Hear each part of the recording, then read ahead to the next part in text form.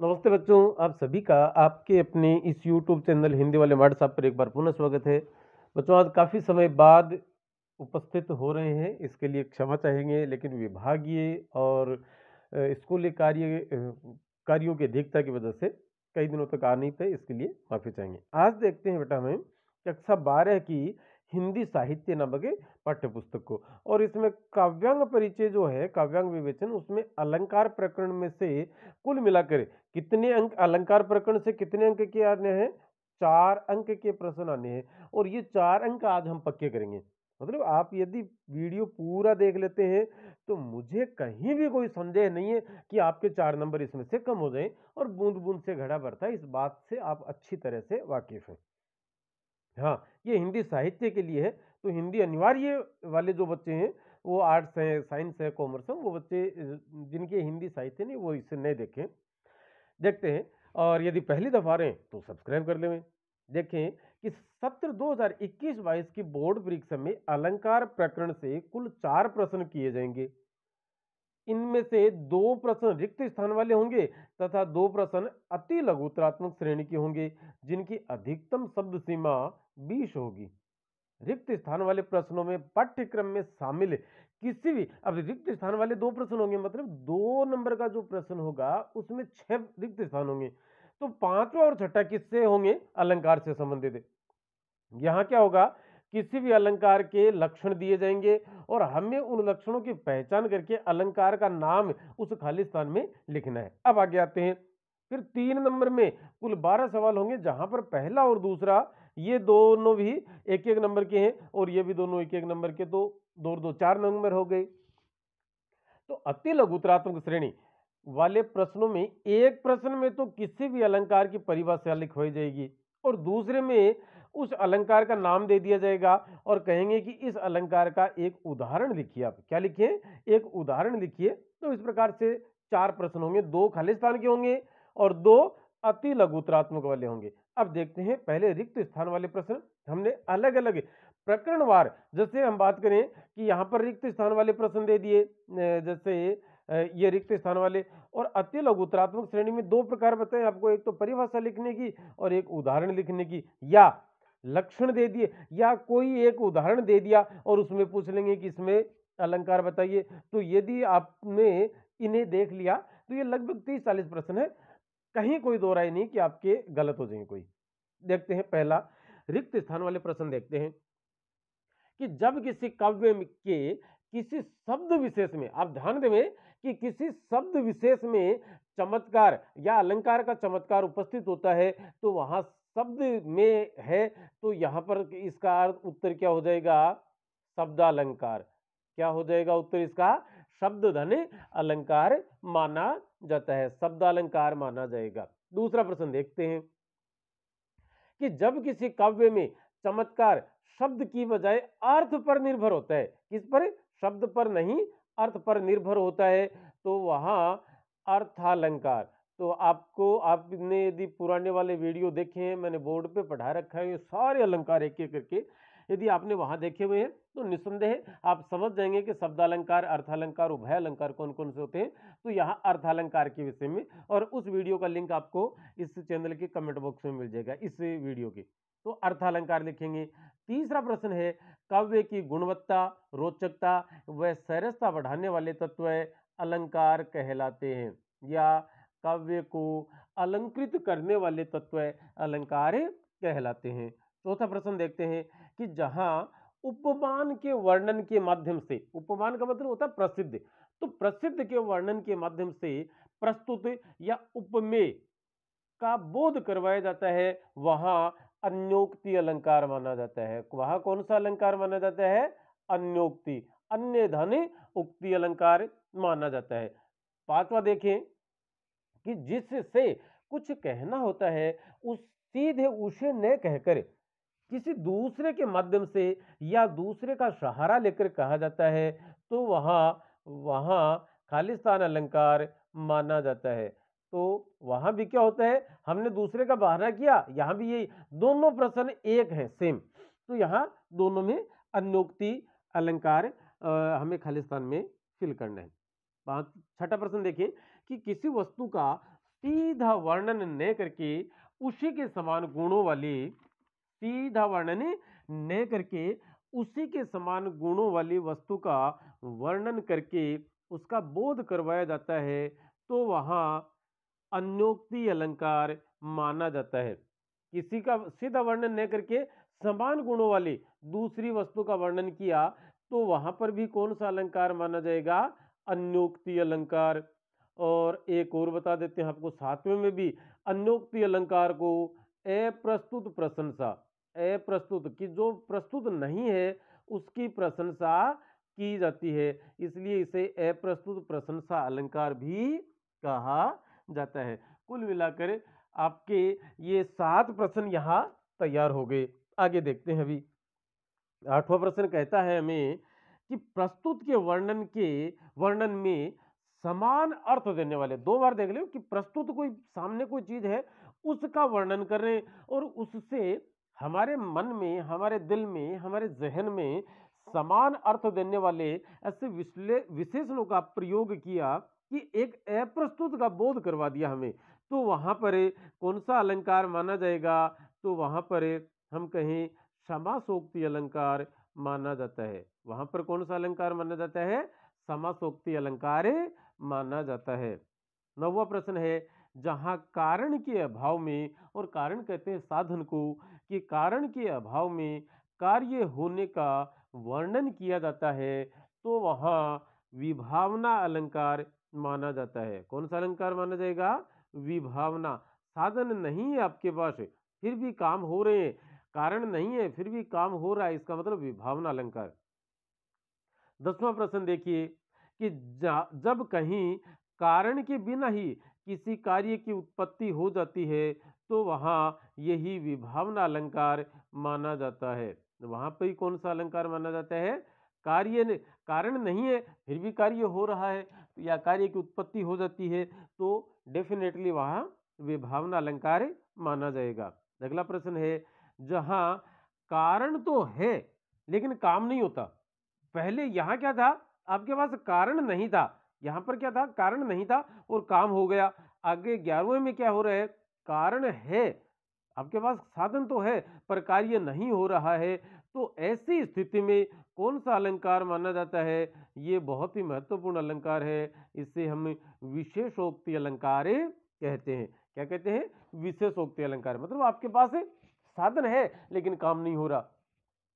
12वां प्रश्न देखें कि पहले एक बात कहकर उससे मिलती जुलती दूसरी बात पहली बात के उदाहरण के रूप में कही जाती है, तो वहां दृष्टांत अलंकार माना जाता है। कौन सा अलंकार माना जाता है? दृष्टांत अलंकार माना जाता है।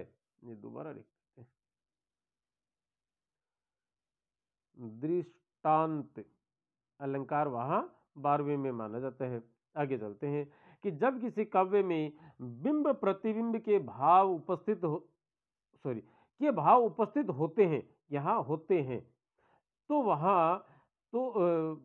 वहां और कौन सा अलंकार हो जाएगा? वहां पर भी दृष्टांत अलंकार। मतलब हम कह सकते हैं बिंब प्रतिबिंब, मतलब एक दूसरे के छाया प्रति, और वहां पर हमें दिखाई देती है, तो वहां पर दृष्टांत अलंकार माना जाता है। उपमा अलंकार में साधारण धर्म एक जैसा होता है, जबकि दृष्टांत अलंकार में ठीक उसी के जैसा होता है या उसमें मिलता जुलता होता है। 15वां प्रश्न है, जब किसी काव्य में प्रसिद्ध उपमेय को उपमान सिद्ध करके उपमेय का अर्थ ये होता है जो सामान्य पदार्थ है, और उपमान का अर्थ होता है जो महत्वपूर्ण पदार्थ है। बस आप इन दोनों को ये याद रख लें, उपमेय साधारण, उपमान महत्वपूर्ण। कि जब किसी काव्य में प्रसिद्ध उपमेय को उपमान सिद्ध करके उपमेय को, मतलब सामान्य पदार्थ को उत्कृष्ट बताया जाता है, तो वहां प्रतीप अलंकार माना जाता है। कौन सा अलंकार माना जाता है? प्रतीप। और 16वां है कि उपमेय के समक्ष उपमान को हीन सिद्ध किया जाता है, तो वहां प्रतीप अलंकार। उपमेय का मतलब जो सामान्य है, ये सामने उपमान महत्वपूर्ण को हमने क्या कर दिया? हीन सिद्ध कर दिया, हीन साबित कर दिया, तो वहां क्या हो गया? प्रतीप अलंकार माना जाएगा। 17वां प्रश्न है कि जब किसी प्राकृतिक या निर्जीव पदार्थ पर किसी मानव या मानवीय क्रियाओं का आरोप कर दिया जाता है तो वहाँ मानवीकरण अलंकार माना जाता है। तो वहाँ मानवीकरण अलंकार माना जाता है। 18वां भी सेम उत्तर होगा। देखें कि जब किसी अमूर्त भाव या जड़ वस्तु, जड़ का मतलब निर्जीव वस्तु पर मानवीय गुणों का आरोप कर दिया जाता है तो वहाँ मानवीकरण अलंकार माना जाता है। 19वां प्रश्न देखें कि जब उपमेय में उपमान की बजाय कोई एक अच्छी बात बताई जाती है, अच्छी भली बात बताई जाती है, तो वहाँ व्यतिरेक अलंकार होता है। तो वहाँ कौन सा अलंकार होता है? व्यतिरेक अलंकार होता है। कि उपमेय में और मतलब सामान्य पदार्थ में महत्वपूर्ण पदार्थ से कोई एक बात अच्छी बता दी जाती है तो वहां व्यतिरेक अलंकार माना जाता है। ये तो वे रिक्त स्थान वाले प्रश्न। अब आते हैं अलंकार की परिभाषा लिखवाई जाएगी आपसे, 1 नंबर का प्रश्न होगा। तो अलंकार 8 है हमारे पाठ्यक्रम में और 8 अलंकारों की परिभाषा आपके सामने यहाँ लिखी हुई है। देखते हैं कि जब किसी काव्य में अप्रस्तुत अर्थात उपमान के वर्णन के माध्यम से प्रस्तुत अर्थात उपमेय का बोध करवाया जाता है तो वहां अन्योक्ति अलंकार माना जाता है। नहीं पराग नहीं मधुर मधु नहीं विकास यही काल यही अली कली ही सो बंध्यो आगे कौन हवाल। आगे देखेंगे और इनके उदाहरण अलग से। दूसरा है कि प्रस्तुत के वर्णन में समान अर्थ देने वाले विशेषणों के द्वारा अप्रस्तुत का बोध करवाया जाता है, जो हमारे सामने नहीं है उसका बोध करवाया जाता है तो वहां समासोक्ति अलंकार। यहां तो क्या हुआ था, अब दोबारा ध्यान देंगे एक बार। यहां ये हुआ था कि अप्रस्तुत के वर्ण का वर्णन किया और प्रस्तुत का हमें बोध करवाया। यहां क्या हो रहा है, प्रस्तुत का वर्णन किया और अप्रस्तुत का बोध करवाया। तो जहां अप्रस्तुत है मतलब जो विशेष है महत्वपूर्ण का वर्णन करके सामान्य का जानकारी दी जाती है अन्योक्ति अलंकार, और जब सामान्य की का वर्णन करके महत्वपूर्ण की जानकारी दी जाती है तो वहां पर समासोक्ति अलंकार माना जाता है। लेकिन इसमें थोड़े से विशेषण शब्द प्रयुक्त होते हैं। तीसरा देखें कि प्रत्येक कारण के पीछे कोई ना कोई प्रत्येक कार्य के पीछे कोई ना कोई कारण अवश्य होता है, परंतु जब कहीं पर कारण के बिना ही किसी कार्य की उत्पत्ति हो जाती है तो वहां विभावना अलंकार माना जाता है। चौथा प्रश्न है कि जहां कारण अर्थात साधन होने पर भी कार्य का न होना प्रदर्शित किया जाता है तो वहां विशेषोक्ति अलंकार माना जाता है।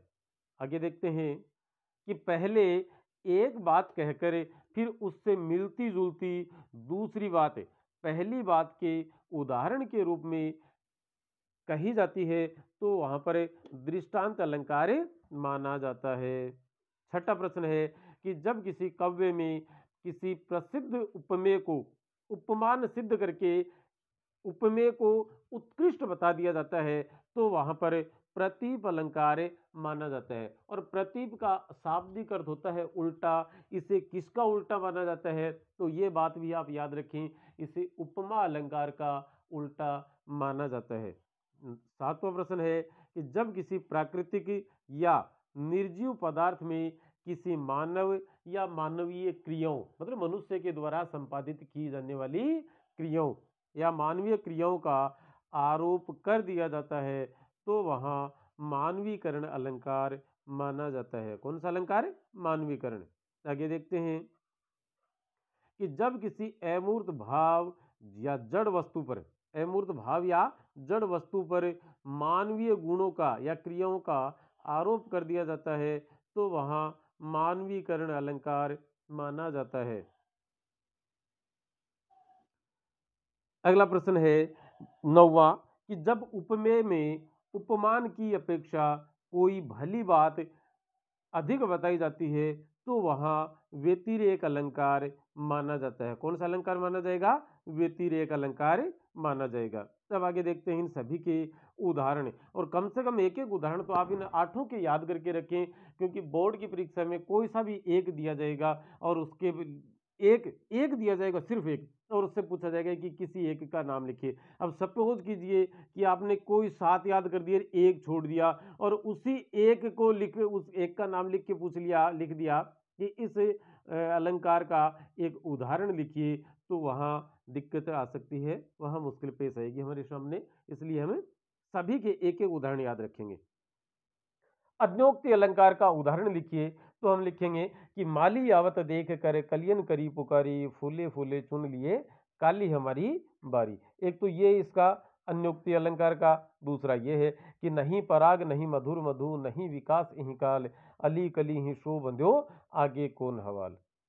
समासोक्ति अलंकार का उदाहरण इस प्रकार से हो जाएगा कि सिंधु सेज पर धारा वधु, तनिक संकुचित बैठी सी, प्रलय निशा की हलचल स्मृति में, मान की सी ऐठी सी। अगला है विभावना अलंकार का उदाहरण लिखिए। तो विभावना अलंकार के उदाहरण में एक उदाहरण है कि निंदक नीरे राखिए, आंगन कुटी छवाए, बिन पानी साबुन बिना निर्मल करे सुभाए। एक और भी लिख सकते हैं कि बिनु पद चले सुने बिनु काना, बिनु कर कर्म करे विधि नाना, आनन रहित सकल रस भोगी, बिनु वाणी बक्ता बढ़ जोगी। आपको एक चीज और याद रखनी है कि जहां कहीं विभावना अलंकार आएगा, वहां बिना, ये बिनु बिनु या रहित, सॉरी ये रहित है ना, और या बिनु, तो ये बिना बिनु बिन, इन शब्दों का इस्तेमाल आपको वहां पर 100% मिलेगा, रहित शब्द भी मिलेगा। विशेषोक्ति अलंकार का उदाहरण, तो विशेषोक्ति अलंकार के उदाहरण में यह लिखा है कि जहां कारण तो है लेकिन कार्य नहीं हो रहा। अब कारण क्या है, देखिए कि सरस्वती के भंडार की बड़ी अपूर्व बात, जो खर्चे त्यों बढ़े बिन खर्चे घट जात। कि खर्च करना साधन है, और खर्च करने से कोई चीज क्या होती है, घटती है, लेकिन सरस्वती का भंडार क्या कर रहा है, वो बढ़ रहा है। तो इसका मतलब कारण तो है हमारे पास, साधन तो है, लेकिन काम नहीं हो रहा, मतलब खर्च करने पर बढ़ने की बजाय, सॉरी घटने के बजाय क्या हो रही है, वो चीज बढ़ रही है। इसलिए काम, घटने वाला काम है वह नहीं हो रहा, और इसलिए यहां पर विशेषोक्ति अलंकार माना जाएगा। दृष्टांत अलंकार का उदाहरण है कि जो रही में उत्तम प्रकृति का करी सकत कुसंग, चंदन विष व्यापत नहीं लिपटे रहत भुजंग। और प्रतिप अलंकार का उदाहरण आपके सामने यहां है कि बहुरी विचार किन्हे मन माही, सिए वदन सम हिम करे नाही। कि ये विचार कर लिया मन ही मन कि सिए वदन, सीता के मुख के समान, हिमकर का अर्थ होता चंद्रमा, चंद्रमा नहीं है। अब सीता का मुख क्या था, साधारण चीज है, और हिमकर चंद्रमा क्या है, खूबसूरती के, सुंदरता के, सौंदर्य के मामले में बड़ा प्रसिद्ध माना जाता है। तो सीता के वदन के सामने हिमकर चांद भी कुछ नहीं है। तो इसका मतलब चांद कुछ कैसे नहीं है, ये संभव नहीं है, चांद की खूबसूरती से किसी की तुलना नहीं हो सकती। लेकिन यहाँ इसको तो क्या बता दिया, निकृष्ट बता दिया, और इसको उत्कृष्ट बताया है। तो हम कहेंगे यहाँ पर उपमान का, उपमान का यहाँ पर उत्कर्ष, अपकर्ष हुआ है, और इसी अपकर्ष के कारण से यहाँ पर प्रतिप अलंकार। मानवीकरण अलंकार के उदाहरण कि बीती विभावरी जागरी, अंबर पर घट में डुबो रही, तारा घट उषा नागरी। तो उषा रूपी नागरी, यहां हालांकि रूपक अलंकार भी है, लेकिन नागरी पर क्या कर दिया, और अंबर पन घट में डुबो रही है, डुबोना मानवीय क्रिया है, और नागरी यहां पर रूपक अलंकार। तो डुबोना जो क्रिया थी, जागना जो क्रिया थी, ये सारी क्रिया किसकी, मानवीकरण अलंकार की। अगला एक और है मानवीकरण का उदाहरण कि धीरे धीरे हिमाच्छादन हटने लगा धरातल से, जगी वनस्पतियां अलसाई, मुख धोती शीतल जल से। आप देख सकते हैं कि जगना, अलसाना और मुख धोना, ये सारे काम किसके, मनुष्य के काम है, और इसलिए ये काम कौन कर रहा है, प्रकृति कर रही है। इसलिए यहां पर मानवीकरण अलंकार माना जाएगा। व्यतिरेक अलंकार का एक उदाहरण लिखिए कि शरत चंद्र की समता, राधा मुख से है नहीं, दिन मलिन वह घटता बढ़ता, यह विकसित दिन रैन। कि शरत ऋतु के चंद्रमा की, या शरत चंद्रमा की, शरत पूर्णिमा के चंद्रमा की समानता राधा के मुख से नहीं की जा सकती, क्योंकि चंद्रमा जो है वह दिन मलिन, वह दिन में गायब रहता है, दिन मलिन वह दिन में तो गायब रहता है, और घटता बढ़ता भी रहता है, और जबकि यह विकसित दिन रेन, जबकि राधा जी का मुख क्या है, ये लगातार विकसित होता रहता है, लगातार इसकी सुंदरता बढ़ती जा रही है। इसलिए राधा मुख के साथ शरत चंद्रमा की कोई तुलना नहीं किए जा सकते। तो साथियों, आज के इस वीडियो में फिलहाल इतना ही, और बहुत जल्द नए टॉपिक के साथ फिर आपसे मुलाकात होगी। तब तक के लिए आप अनुमति दें। नमस्ते, शुक्रिया, जय हिंद।